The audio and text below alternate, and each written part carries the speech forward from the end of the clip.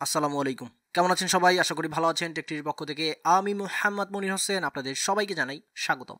So last ভিডিওতে আমরা Microsoft ওয়ার্ডের চার্ট দেখেছিলাম। আজকের ভিডিওতে আমরা মাইক্রোসফট ওয়ার্ডের আরও নতুন নতুন জিনিস দেখব, যেটা হচ্ছে লিঙ্কের আন্ডারে যা আছে তা। আমরা আজকে ইনসার্ট মেনুর আন্ডারে লিঙ্ক যেই অপশনটা আছে, লিঙ্ক যেই ট্যাবটা আছে, এই ট্যাবের ভিতরে যা আছে এইগুলো দেখবো। সো লিঙ্ক ট্যাবের ভিতরে কী কী আছে দেখেন। লিঙ্ক ট্যাবের ভিতরে আছে hyper link, bookmark, cross reference. So এই তিনটা জিনিস বেসিক্যালি আমাদের দরকার হয় তখনই যখন আমরা হচ্ছে একটা ডকুমেন্ট তৈরি করতেছি যেখানে আমাদের কোনো বাইরের কোনো কিছু দেখানো দরকার, বা আমাদের কম্পিউটারে আছে এমন কোনো কিছু দেখানো দরকার, এমন কিছুকে আমরা এখানে রাখতে চাই। ঠিক আছে, তো ফার্স্ট অফ অল আমি যেটা করব, আমি কিছু ডেমো টেক্সট এখানে নিয়ে আসবো, যেহেতু বুকমার্ক লাগবে আমার। দ্যাটস ওয়াই আমি গুগলে গেলাম এবং লোরেম ইপসাম লিখে সার্চ দিলাম। সো লোরেম ইপসাম হচ্ছে একটা টেক্সট জেনারেট করার একটা ওয়েবসাইট যেখানে আমরা টেক্সট জেনারেট করতে পারি। সো আমি এখান থেকে অনেকগুলো টেক্সট নিয়ে নিলাম, কন্ট্রোল সি দিয়ে কপি করলাম, অ্যান্ড এখানে আমি পেস্ট করি, আবারও পেস্ট করি, আবারও পেস্ট করি। ওকে, সো আমি কয়েকবার পেস্ট করে নিলাম এখানে। ঠিক আছে, সো এই যে কয়েকবার আমি এখানে নিয়ে নিচ্ছি। এখন ধরেন প্রথম লাইনে, এই যে প্রথম লাইনটা আছে, আমি চাইতেছি যে এই লাইনটাতে আমি কোনো একটা কিছু লিঙ্ক করব। ঠিক আছে, সো লিঙ্ক করতে হলে কি করতে হবে, যে হাইপার লিঙ্ক যে অপশনটা আছে এখানে আমরা ক্লিক করতে পারি। ক্লিক করলে আমাদের কাছে লিঙ্কের অপশন চলে আসছে।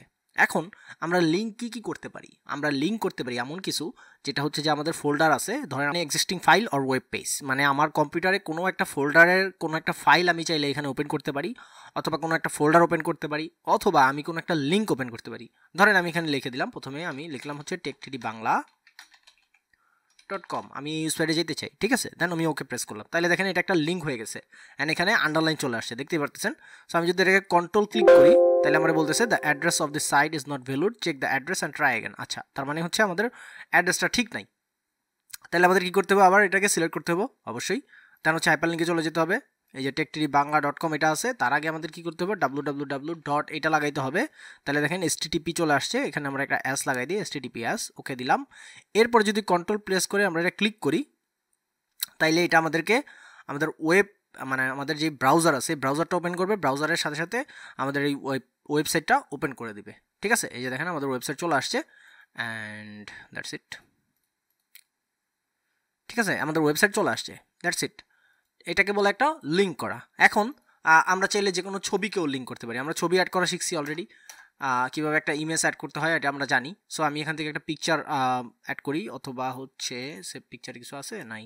আচ্ছা, আমি তাহলে এক কাজ করি, অনলাইন পিকচার নেই কোনো একটা, বিং ইমেজ, আমি এখানে টেকটিডি লিখে সার্চ দিই।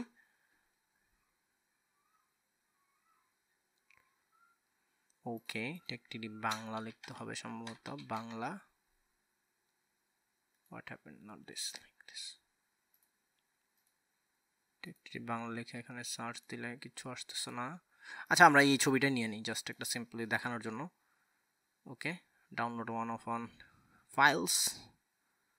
আচ্ছা, এখানে ইমেজ তো ডাউনলোড করতে অনেক টাইম লাগবে, তাহলে আমরা কাজ করি, আমরা ডাইরেক্ট সরাসরি গুগল থেকে সার্চ দিয়ে নিয়ে নিই, টেকটিডি লিখে সার্চ দিই, অ্যান্ড এখান থেকে ইমেজে যাই। ইমেজে গেলে সম্ভবত আমরা টেকটিডি রিলেটেড এই যে আমাদের ইমেজটা পেয়ে গেছে, আমাদের লোগো যেটা, এটা কপি করলাম, কপি ইমেজ, অ্যান্ড আমি আমার ফাইলে এসে এখানে পেস্ট করলাম, কন্ট্রোল ভি দিয়ে পেস্ট করলাম। সো ইমেজটা চলে আসছে, দেখেন ইমেজে কিন্তু কোনো লিঙ্ক নাই।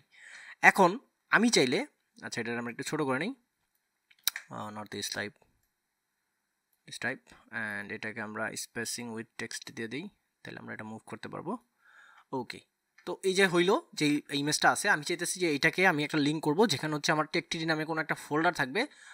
ধরেন আমি একটা ফোল্ডার করি আমার এখানে, আমি এখানে একটা নিউ ফোল্ডার তৈরি করি, টেকটিডি ফোল্ডার, এইটার ভিতরে আমি আরও কিছু ফোল্ডার তৈরি করি, ফাইল 1।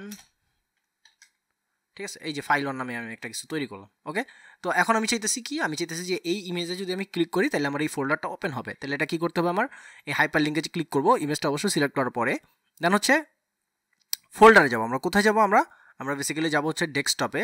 ডেস্কটপে আমাদের যে টেকটিডি নামে ফোল্ডার আছে এই ফোল্ডারটা ওপেন হবে। ওকে দিলাম, তাহলে দেখেন আমি যখন মাউস নিতেছি তখন আমার দেখাইতেছে যে আমার ফাইল লোকেশন। সো আমি যদি এখন কন্ট্রোল হোল্ড করে রেখে ক্লিক করি, এটারে কন্ট্রোল হোল্ড করে রেখে ক্লিক করলাম, তাইলে দেখেন আমার বলতেছে Microsoft office has identify A potential security concern, this location may be unsafe.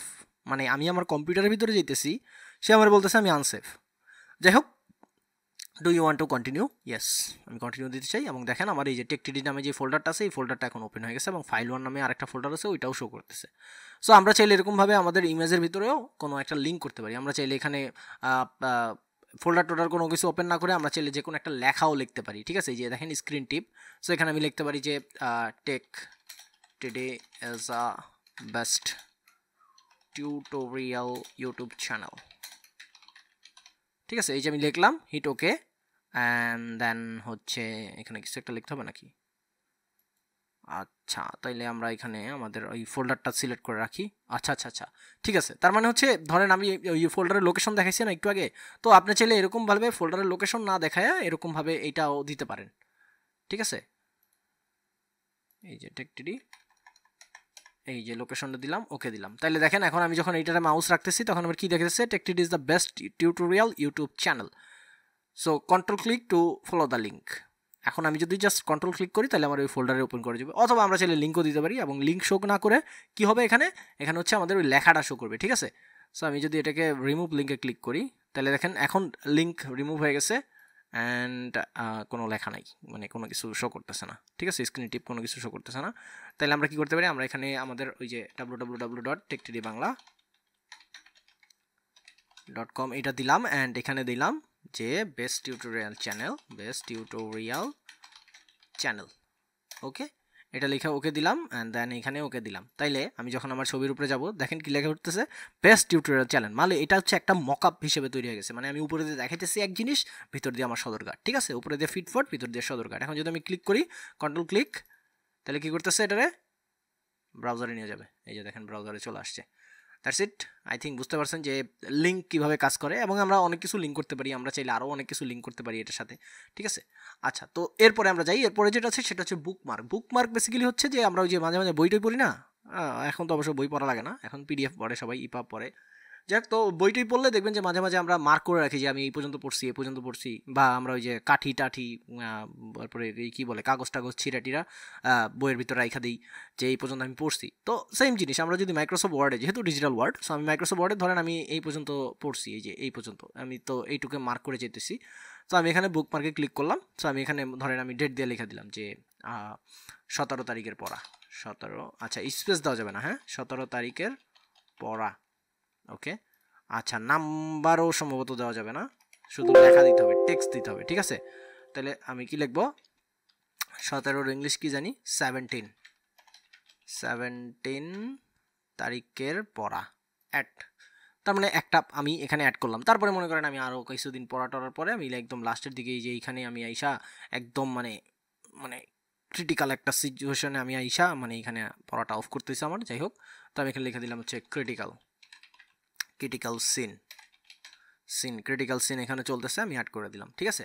এখন মনে করেন আমি 100 বছর পর আসলাম আবার পড়ার জন্য, যে কোথায় ছিলাম আমার তো মনে নেই, 100 বছর পর আসছি আমি, কোথায় কোথায় চলে গেছিলাম। তখন আমি কি করবো, আমি বুকমার্কের এখানে ক্লিক করবো অ্যান্ড এই যে 17 এইখানে মানে 17 তারিখের পড়া যেটা ছিল ওইখানে গো টুতে ক্লিক করবো। তাহলে দেখেন এই যে এটা যেহেতু আমি সিলেক্ট করছিলাম, দ্যাটস এই বক্সটা দেখাইতেছে, আমি ক্লোজ দিলে এটা আমার শো করবে, ঠিক আছে? ক্লোজ দিলাম, এই যে দেখেন শো করতেছে। আবার মনে করেন যে আমি আবার হোমে চলে যাই, হোমে চলে গেলাম, এই যে হোমে চলে আসছি। এবার বুকমার্কে যাই, এবার হচ্ছে ক্রিটিক্যাল সিন, এখানে যাই, গো টুতে ক্লিক করি।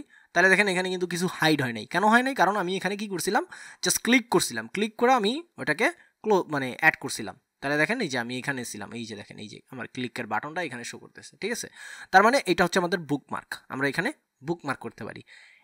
এখন বুকমার্ক বুঝছি, আচ্ছা বুকমার্ক যদি বুঝে থাকি তাহলে ক্রস রেফারেন্স বোঝা আরও সহজ, একদম ইজি জিনিস। ধরেন আমি যেই জিনিসগুলো বুকমার্ক করছি সেই জিনিসগুলো আমি এখানে ক্রস মার্ক করতে পারি। তাহলে এখানে কি করতে পারি, আমি এখানে আরও অনেক কিছু করা যায় রেফারেন্স টাইপ হিসেবে। আমি যে কোনো কিছু রেফারেন্স রাখতে পারি, আমি হেডিং চাইলে বসাইতে পারি যে কোনো জায়গা থেকে নিয়ে আসা, বা যে কোনো একটা টেক্সটকে আমি বসাইতে পারি, ঠিক আছে? যে কোনো একটা ইকুয়েশনকে আমি বসাইতে পারি, ম্যাথ করি না আমরা, ওই রকম কোনো ম্যাথের সিস্টেমকে আমরা বসাইতে পারি। সো আমি এখান থেকে বুকমার্কটাকে অ্যাড করি। ধরেন আমি এই যে 17 যেহেতু আমি এটা মার্ক করছি, দ্যাটস এটা অ্যাড হবে। ক্রিটিক্যাল সিন যেটা আছে ওইটা কিন্তু অ্যাড হবে না, কারণ এটা ক্লিক করছে, আমি দেখাইতেছি। সো এখানে আমার ক্লিক করা ছিল, আমি যদি এখানে ইনসার্টে ক্লিক করি তাহলে দেখেন এই যে এটা অ্যাড হয়ে গেছে। আরেকবার ইনসার্ট দিই, আরেকবার অ্যাড হয়ে গেছে, দেখেন দুইবার অ্যাড হয়েছে, ঠিক আছে? এখন ক্রিটিক্যাল সিন যদি আমি যাই, ইনসার্টে ক্লিক করি, দেখেন নাথিং হ্যাপেন, কিচ্ছু হয় নাই। আবার ইনসার্টে ক্লিক করি, কিছুই হইতেছে না। কেন? কারণ হচ্ছে আমি ক্রিটিক্যাল সিনের বেলায় কী করছি, আমি জাস্ট ওইখানে ক্লিক করে ওটাকে রেফারেন্স করছি, দ্যাটস ওয়াই আমার এখানে কিছুই আসবে না, ঠিক আছে, কিন্তু আমার এই যে দুইটা যে আমি অ্যাড করছি দেখেন, এই দুইটাতে যখন আমি ক্লিক করতেছি এটা পুরোটা সিলেক্ট হয়ে আছে। কেন সিলেক্ট হয়ে আছে? কারণ হচ্ছে এটা হচ্ছে আমার বুকমার্ক থেকে নেওয়া। সো আমি যদি কন্ট্রোল ক্লিক করে এটা ক্লিক করি তাহলে আমার এই মেইন লেখাটা যেখানে আছে ওইখানে নিয়ে আসতেছে। ঠিক আছে, তার মানে এটা হলো যে আমি যদি কোনো একটা প্যারাগ্রাফ লিখি বা যে কোনো একটা ডকুমেন্ট লিখি, সেখানে যদি আমার একই জিনিস 2-3 বার ইউজ করতে হয়, আমি চাইলে ওটাকে ক্রস রেফারেন্স হিসেবে ইউজ করতে পারি। ধরেন আমি লিখলাম যে টেকটিডি হচ্ছে একটা ইউটিউব চ্যানেল, এখানে লিখছি। সো আমার আবার আরেক জায়গায় লিখতে হইতেছে টেকটিডি একটা ইউটিউব চ্যানেল। সো আমি এই লেখাটারে তখন কি করব, ক্রস রেফারেন্স দিয়ে দেবো। তাইলে কি হবে, তাইলে ওই যে আমার একটা জিনিস বারবার লেখা লাগতেছে না। আমি এখানে ধরেন আমি এই যে অ্যাড ভ্যারো, ঠিক আছে, অ্যাড ভ্যারো আছে না, অ্যাড ভ্যারোর জায়গায় আমি লিখে দিলাম টেকটিডি ইসো, টেকটিডি ইসো। এই যে সেভ, আচ্ছা সেভ করার দরকার নাই। তাহলে এবার যদি আমি হোমে যাই, হোমে গেলে চেঞ্জ হয় নাই। আচ্ছা চেঞ্জ হয় নাই, কারণ হচ্ছে এটা সেভ করা নাই, দ্যাটস ওয়াই।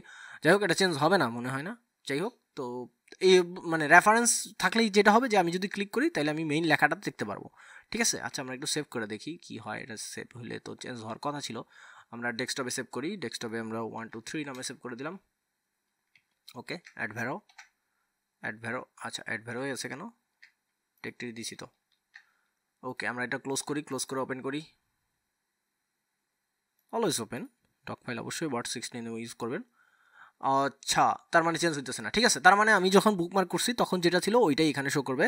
মেইন লেখা যদি আপনি পুরোটা চেঞ্জ করে ফেলেন তাতেও কোনো প্রবলেম নাই, আপনার বুকমার্ক যেটা করছিলেন ওইটাই থাকবে।